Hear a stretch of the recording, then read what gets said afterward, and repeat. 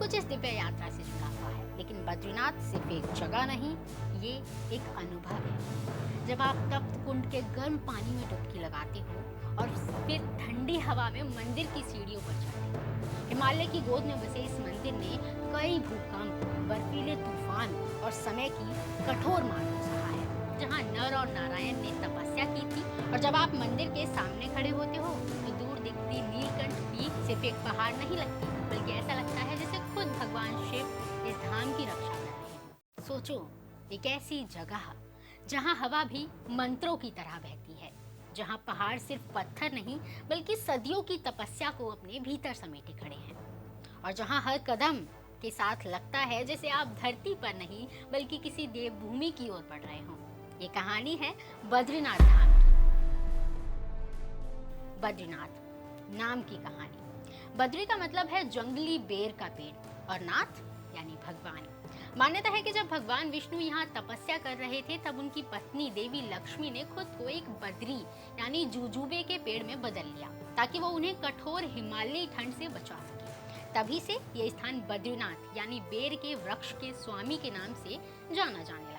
और ये कहानी यहीं नहीं रुकती। पुराणों के अनुसार यह वही स्थान है जहाँ नर और नारायण ने तपस्या की थी। यही वजह है कि बद्रीनाथ सिर्फ एक धाम नहीं बल्कि मोक्ष का द्वार माना जाता है।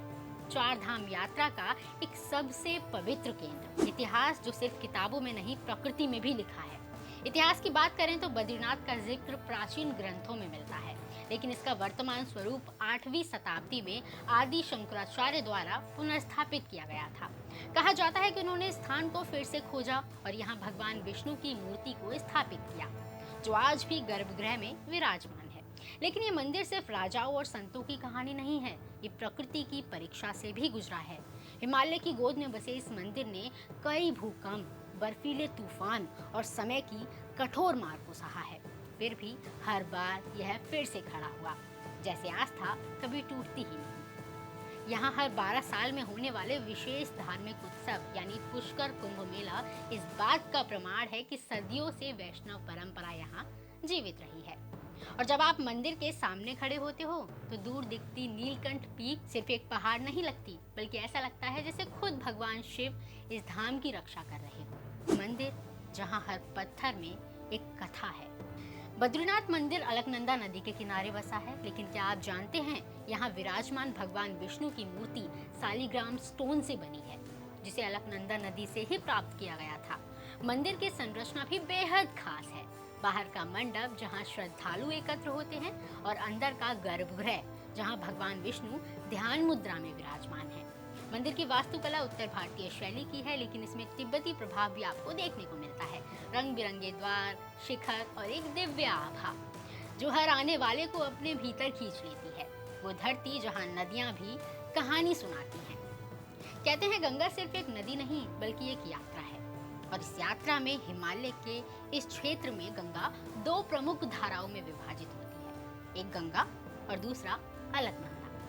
बद्रीनाथ इसी अलकनंदा के किनारे बसा है, जहाँ हर लहर मानो प्राचीन कथाएं सुनाती है। महाभारत, पांडव और स्वर्ग का रास्ता।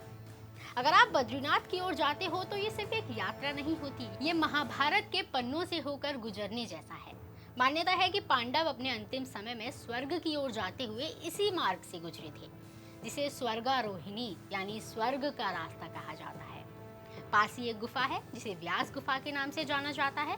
कहा जाता है कि यहीं बैठकर व्यास ऋषि ने महाभारत की रचना की थी और भगवान गणेश ने उसे लिखा था। और जब आप उस गुफा के पास खड़े होते हो तो ऐसा लगता है जैसे शब्द आज भी हवा में गूंज रहे हो। भूगोल जहाँ प्रकृति खुद एक चमत्कार है। भौगोलिक रूप से बद्रीनाथ उत्तराखंड के चमोली जिले के नगर पंचायत में स्थित है और समुद्र तल से लगभग 3300 मीटर की ऊंचाई पर बसा है। चारों ओर बर्फ से ढके पहाड़, खासकर नीलकंठ पीक इस जगह को एक अलौकिक दृश्य देते हैं। यहाँ की ठंड इतनी कड़ी होती है कि मंदिर साल में लगभग 6 महीने ही खुला रहता है। सर्दियों में भगवान की पूजा जोशीमठ में स्थानांतरित कर दी जाती है और जैसे आस्था भी मौसम के साथ यात्रा करती हो। जनजीवन कम लोग लेकिन अनगिनत आस्था। बद्रीनाथ का जनजीवन भी उतना ही खास है जितनी यहाँ की कहानी। यहाँ की स्थायी आबादी बहुत कम है, लेकिन हर साल लाखों श्रद्धालु यहाँ पहुँचते हैं। स्थानीय लोग मुख्यतः गढ़वाली संस्कृति से जुड़े हैं। उनकी भाषा, पहनावा और जीवन शैली प्रकृति के साथ गहराई से जुड़ी हुई है। यहाँ की अर्थव्यवस्था का आधार भी यही आस्था है। तीर्थ यात्रा, छोटे होटल, दुकानदार, पुजारी और गाइड, सब कुछ इस दिव्य यात्रा से जुड़ा हुआ है। लेकिन बद्रीनाथ सिर्फ एक जगह नहीं, ये एक अनुभव है।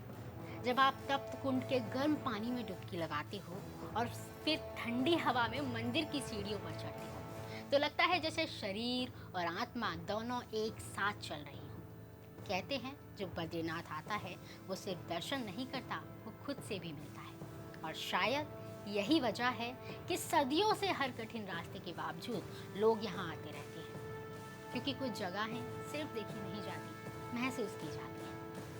अगर बद्रीनाथ बोल सकता तो शायद कहता, मैं सिर्फ एक मंदिर नहीं हूँ, मैं हजारों साल की तपस्या का साक्षी हूँ। मैंने पांडवों को स्वर्ग की ओर जाते देखा है। मैंने व्यास ऋषि को शब्दों में इतिहास लिखते हुए महसूस किया है।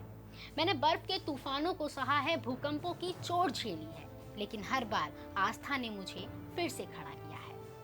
अलकनंदा की हर लहर में और नीलकंठ की हर चोटी में मैं आज भी वही कहानी सुनाता हूँ। जो यहाँ आता है वो सिर्फ मेरे दर्शन नहीं करता, वो खुद को खोजने की यात्रा पर निकल पड़ता है। अगर बद्रीनाथ की ये कहानी आपके दिल को छू गई हो तो बताइए कि क्या आप भी इस देवभूमि की यात्रा करना चाहेंगे। और ऐसी ही कहानियों के लिए चैनल को सब्सक्राइब करना बिल्कुल मत भूलना।